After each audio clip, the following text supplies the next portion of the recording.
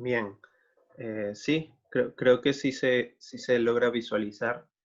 Eh, bueno, ya, vamos a comenzar con la clase. En este caso, sigue siendo del Perú republicano. Esta vez ya vamos a pasar de los conflictos que tenían apristas, fascistas y comunistas a lo que viene a ser el retorno al poder de los civiles. ¿Quiénes eran los civiles? Ahorita lo vamos a ver. Como ya les mencioné, les mandé una imagen así bien sintética de lo que viene a ser la república o gobierno democrático. Para la república o gobierno democrático que se implanta desde la Revolución Francesa y pasa a las naciones hispanoamericanas en el siglo XIX, bien, vamos a tener tres tipos de gobiernos republicanos o democráticos. En este caso van a haber tres: gobiernos militares, gobiernos civiles, oligárquicos u aristocráticos, y gobiernos populistas que, bueno, hoy en día estamos viendo. Bien, para el gobierno militar hemos dicho que sus apogeos son después de la guerra o después, por ejemplo, de una independencia, ¿no? Como son pues los caudillos militares de la independencia, Simón Bolívar o San Martín.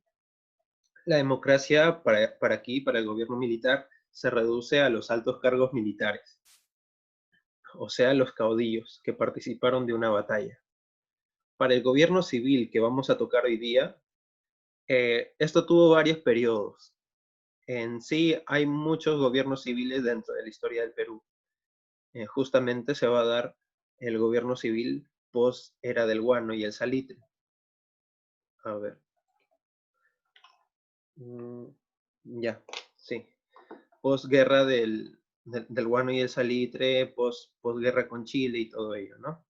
Entonces, la democracia para el gobierno civil o democrático, aristocrático, se va a reducir solo a las grandes familias económicas o grandes sectores de poder económico, como por ejemplo son los grandes terratenientes o grandes exportadores de guano, salitre u otras especies que posee el Perú, como por ejemplo el caucho y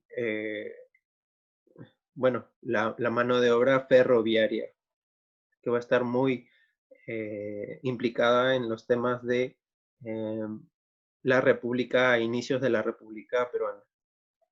Para el gobierno populista hemos dicho que ya es vigente desde la universalización del voto, o sea que todos sin ninguna distinción de clase económica o social van a poder votar.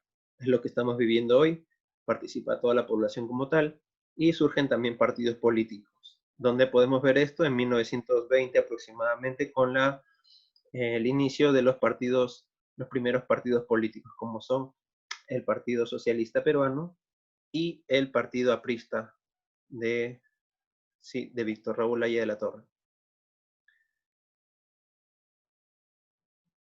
Ya bien, normal, yo ya te anoté. Eh, sí, estás como temprano. Ya, vuélvete a conectar, yo te admito aquí. Sí. Bien, entonces nos vamos a centrar en este gobierno del medio, el gobierno civil oligárquico, que se va a reducir, por supuesto, a las grandes familias económicas. Hemos visto ya el gobierno de Leguía, hemos visto los populismos, los primeros populismos, con Leguía, con Víctor Raúl Aya de la Torre, con José Carlos Mariátegui, que por supuesto van a tener como ideología el reivindicar al indio, ¿no? El indigenismo propiamente. Entonces, el tema de hoy es el retorno de los civiles.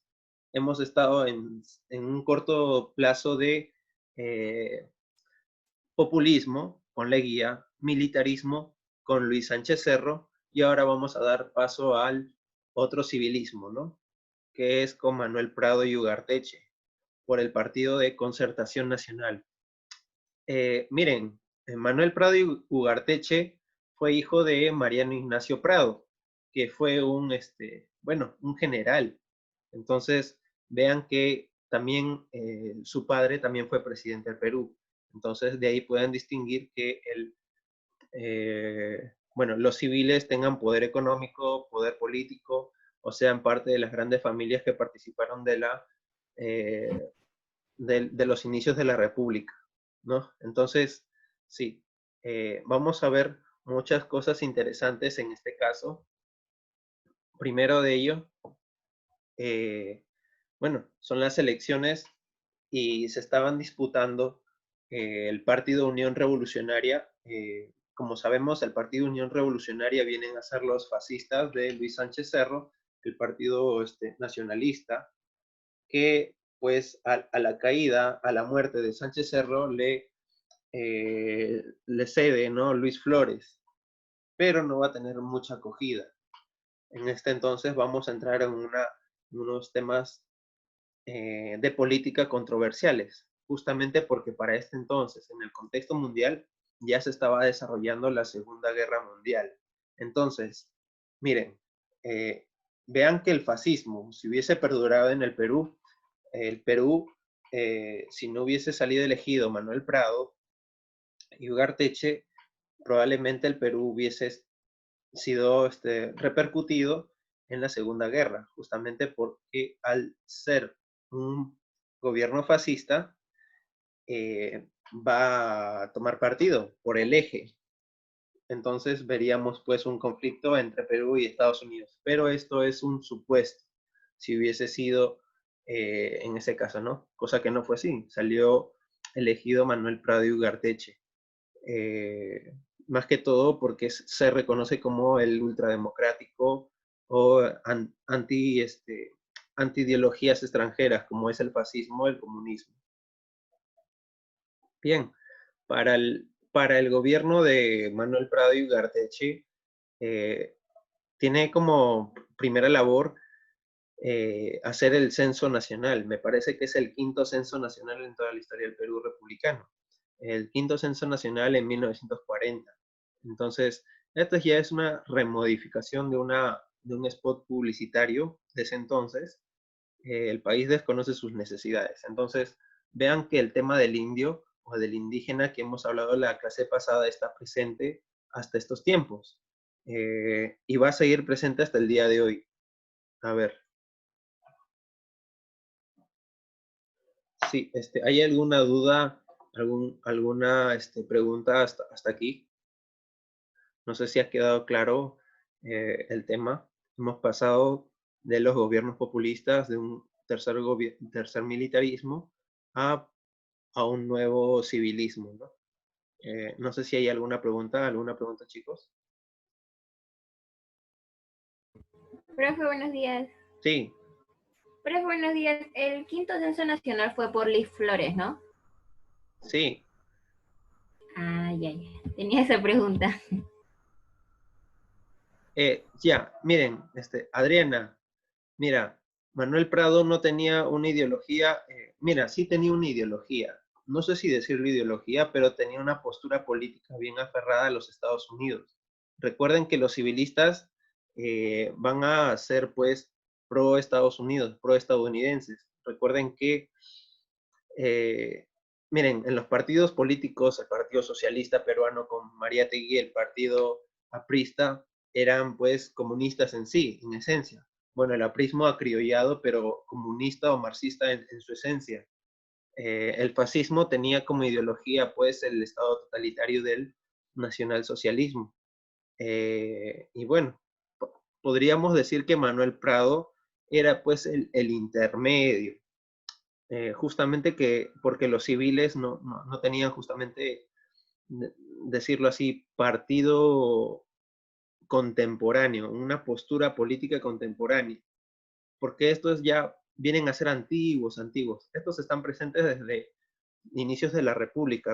Recuerden que los burgueses son los que desplazan a los reyes, a los virreyes, a toda esta gente. Entonces, son los burgueses, los civiles, los que van a tomar el poder en la República.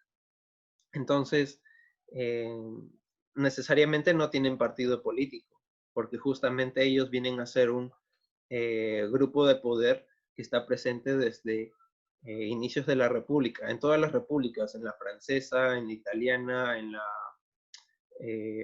española y en todas las hispanoamericanas, en todo lugar donde tenga república, son los burgueses, y entiéndase burgueses a estos grandes mercaderes, si se podría decir, o empresarios, que controlan ciertamente parte de los ingresos económicos de un país.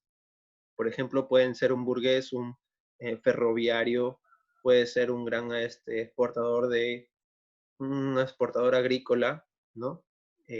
Todos ellos, ¿no? O exportador de caucho y todo ello, ¿no? Estos son los grandes burgueses.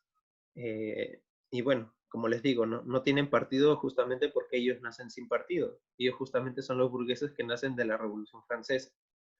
Eh, Después, posteriormente, van a surgir partidos con otra ideología, ¿no? Que va a ser pues la reivindicación del indio, el gobierno socialista y demás, ¿no? Sí, eso es, ¿no?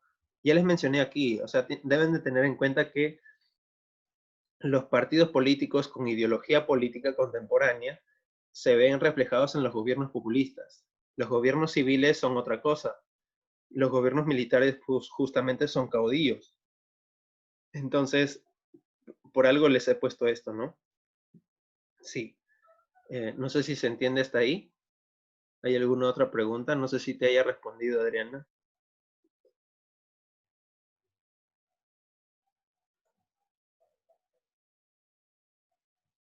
¿Hay alguna otra pregunta para seguir con la exposición?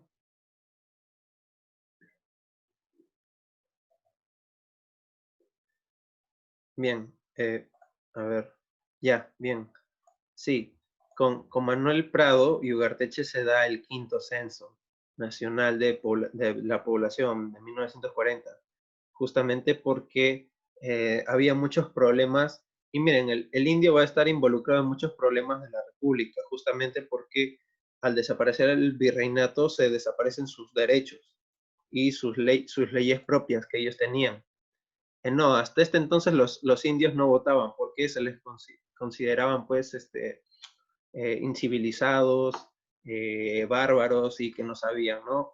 Por eso les menciono aquí, miren, aquí les mencionan que la democracia se reduce solo a los sectores de grandes familias económicas u políticas, ¿no? Por ejemplo, las grandes personas que estaban en este caso civilizadas, como se puede ser, ¿no? Intelectuales y todo ello, ¿no?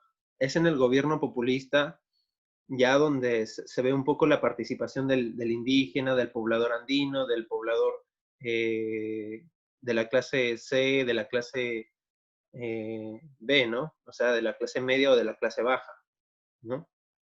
Entonces, no es hasta Velasco que se abole en cierta parte la esclavitud del negro y todo ello, ¿no? Todo eso lo vamos a ver más adelante, pero recuerden que para el gobierno civil era pues importante tasar a la población justamente para controlar los sectores económicos, sí, de producción, por ejemplo, agrícola y todo ello, ¿no? Sí. No sé si hay alguna duda hasta ahora. Miren, ya, siguiendo con la exposición, vamos a tener en cuenta, ya les había mencionado que en Manuel Prado y Ugarteche, en el gobierno de Manuel Prado, en el contexto universal o mundial, se va a desarrollar la Segunda Guerra Mundial. Entonces, ¿qué postura presentó Perú para esta Segunda Guerra Mundial? Justamente al no ser un partido fascista, no apoyó justamente al eje, más bien se apoyó a los aliados que vienen a ser Estados Unidos, ¿no? Y justamente cuando Estados Unidos entra a la guerra es donde todos los países latinoamericanos van a prestar apoyo, justamente porque la base de su economía bueno, se enfocaba en las empresas extranjeras justamente norteamericanas. Y miren, aquí tienen una foto. Su apoyo no ha sido solamente diplomático, sino también militar.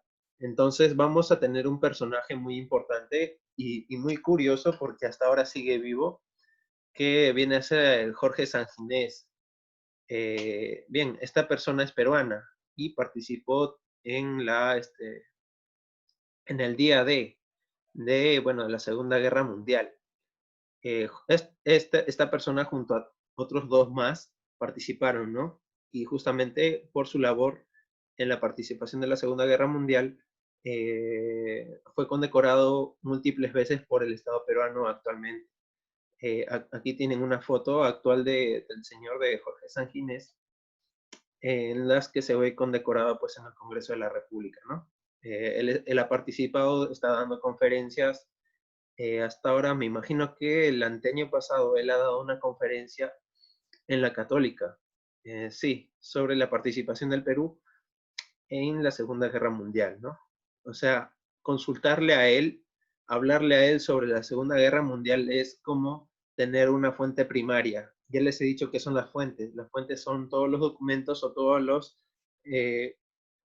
las cosas que se tienen para reconstruir la historia. Entonces, un participante en la Segunda Guerra Mundial te va a dar su perspectiva o una visión diferente a lo que te cuentan, ¿no? Justamente porque él pudo presenciar la Segunda Guerra Mundial con su misma carne, con su misma persona.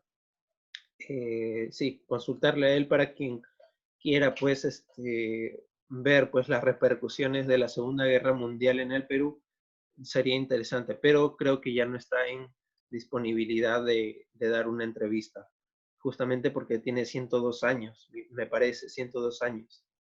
Y bueno, él ahora vive en Pucallpa, sí. Sí, las fuentes son como evidencias. Miren, las fuentes son todo lo que nos da alguna acontecer, alguna idea de lo que viene a ser el pasado. Por ejemplo, una fuente puede ser considerada para reconstruir el pasado. Justamente no podemos traer el pasado de nuevo porque ya pasó, pero podemos reconstruirlo. Y eso es el trabajo del historiador. Entonces, ¿cómo lo reconstruimos? Con las evidencias, con las pruebas, con las fuentes. Sí, eso mismo, Nazaret. Sí, eso mismo.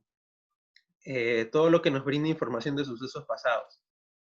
Por ejemplo, Machu Picchu nos da algo, una idea de lo que pudo haber sido la civilización incaica.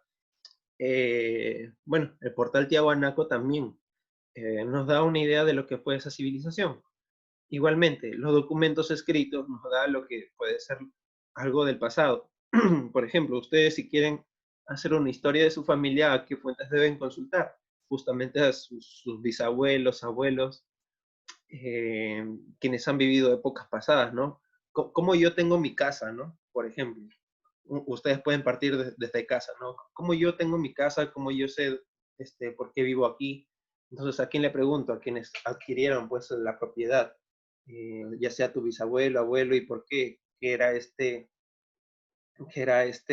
terreno anteriormente que sea mi casa, ¿no? Y justamente podemos evidenciarlo con algunos planos, con algunas actas de compra y todo ello, ¿no? Entonces ustedes también pueden investigar lo que viene a ser la historia de su familia, ¿no? Y esas son las fuentes, ¿no? Eso es muy importante, porque en la historia nos basamos con fuentes, no con lo que me dice tal o otro parlanchín que dice conocer historia, ¿no? Sino en la evidencia misma, en la evidencia yo reconstruyo la historia. Sí, miren chicos, nos quedan 9 minutos, así que vamos a terminar como sea, justamente porque estamos grabando. Bien, ya les mencioné que la participación del Perú con Manuel Prado, el gobierno de Manuel Prado va a ser pro aliados, ¿no? O sea, pro Estados Unidos. Entonces, la participación del Perú también va a estar no tanto diplomático, sino también un apoyo militar.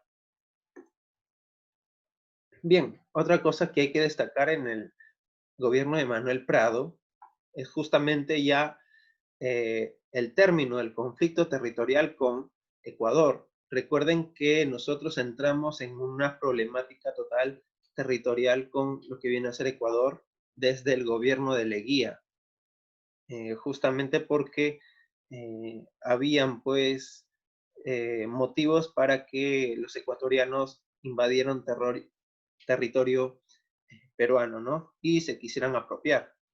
Todo esto acaba en el gobierno de Manuel Prado, justamente en el protocolo de Río de Janeiro. Ahora, un protocolo, pues, es como un acta diplomática, en las cuales se establecen normas o acuerdos que se tienen para ya acabar con este conflicto, si se puede decir, civil o militar, porque justamente toman militarmente toda esta zona. Y bueno, en el protocolo de Río de Janeiro no solo participa Ecuador y Perú, tienen que haber avales, o sea, quienes protejan pues en caso de que uno no respete al otro. En este caso estaba Estados Unidos, Brasil y Colombia, me parece, sí. Sí, se pone fin al conflicto territorial con Ecuador que viene desde tiempos de Leguía. Y bien, sí, recuerden que Perú era un territorio muy vasto, muy extenso. Anteriormente no existía Quito, lo que hoy en día llamamos Quito.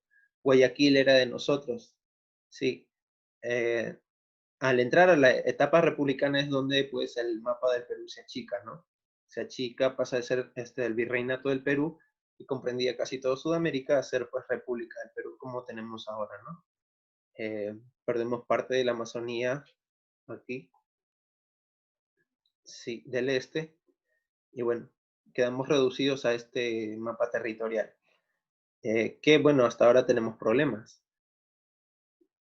Sí, no sé si queda claro hasta aquí, tenemos 6 minutos. Eh, ¿Todo bien hasta aquí, chicos? ¿Se entiende? Esto lo saqué, por supuesto, de su libro. En su libro lo pueden consultar como documento, porque está bien evidenciado, bien formulado, está con la leyenda misma.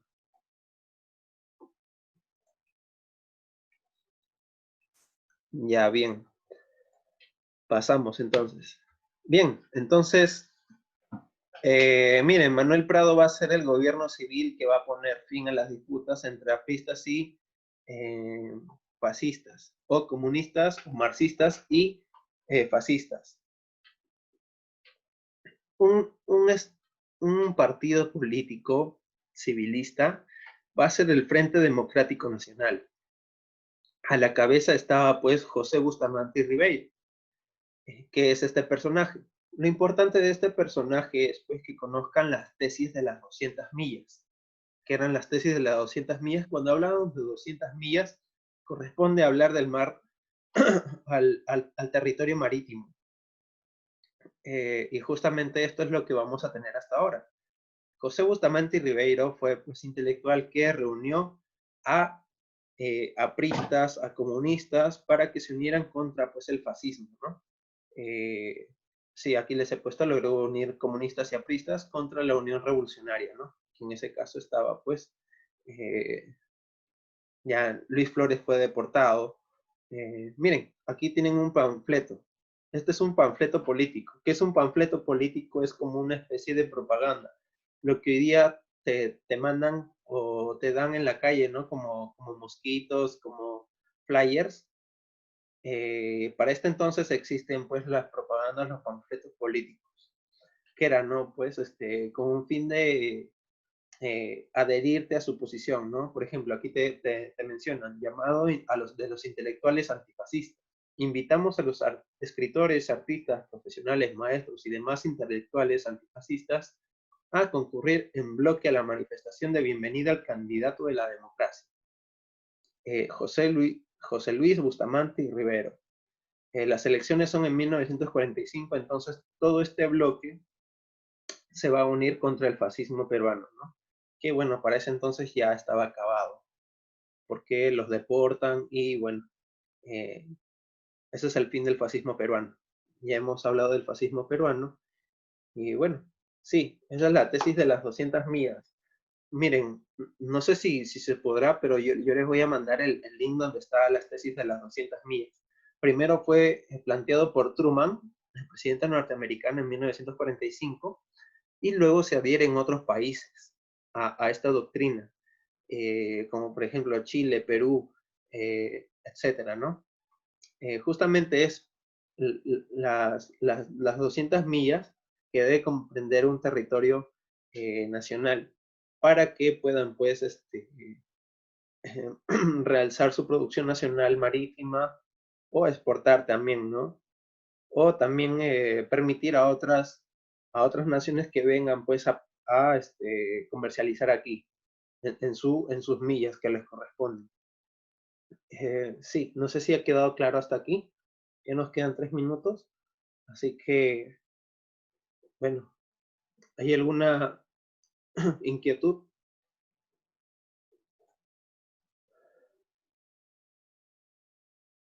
Miren, como ya les dije, las fuentes ahorita no son accesibles justamente porque la biblioteca en sí mismo está cerrada. El repositorio digital tiene precio o hasta a veces no hay. Lo que se encuentra sí son pues, sí, voy a pasar el PowerPoint. Lo que se encuentra es pues algunas evidencias que han hecho otros académicos para presentar, por ejemplo, en un artículo. Para presentar un artículo científico se tiene que basar en evidencias y justamente en los artículos es donde se presentan las evidencias de las fuentes primarias. Y ahí pues se ve fragmentos, ¿no?, de un periódico. Por ejemplo, los panfletos políticos están pues de un archivo de un académico de esa época, ¿no? O en la misma Biblioteca Nacional, ¿no? Eso es. Yo lo saco de Pinterest porque ahí hay una gran cantidad de propaganda política. Si quieren estudiar la propaganda política, váyanse a Pinterest, busquen propaganda política de la Segunda Guerra Mundial y van a ver pues eh, propaganda pro eje, pro aliados. Sí, eso es. No sé, ¿hay alguna otra consulta? ¿Hay alguna otra duda?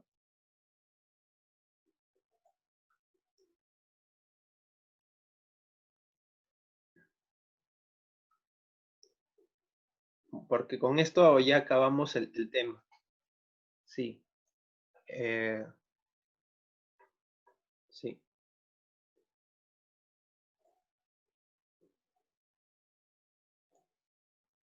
Bien.